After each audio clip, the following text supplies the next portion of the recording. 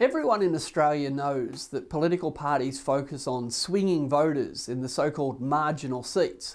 And what this means is, in the lead up to every election, the major political parties come up with all sorts of promises and keep visiting these marginal seats, promising the kind of things they think will get these swinging voters in these marginal seats to change their minds, because if they win those marginal seats, they can win the election. But the idea that there's marginal seats and safe seats just isn't true anymore. At the last election, the Liberals' Jason Falinski lost one of the safest Liberal seats in the country with a 15.7% swing against him to the independent candidate Dr. Sophie Scamps. Now, if the Liberals can't hold a seat with a 14% margin, if you can get more than 15% of voters switching in one election, then frankly there's no such thing as a safe seat in Australia anymore. I think this is really good because for too long the major parties have put enormous effort into focusing on what a small number of voters in a small number of seats wanted,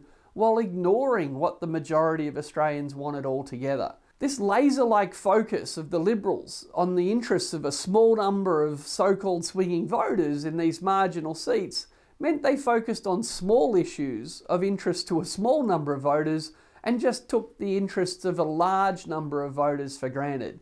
And the independents, of course, took advantage of that by simply offering up policies that focused on what the majority of Australians want. This obsession with the swinging voters in marginal seats has led all sorts of election analysts like the ABC's Anthony Green to get so confused on election night these days, because they're trying to map how the two parties are going. They're trying to map the national swing, but the framework they're using, the words they're using, is describing a reality that's not even there anymore. So going forward, we need to think a lot harder about what a safe seat is, what a marginal seat is, and even the idea of majority and minority government. We need to start talking about the benefits of power-sharing parliaments and forcing political parties to actually debate and compromise on big issues.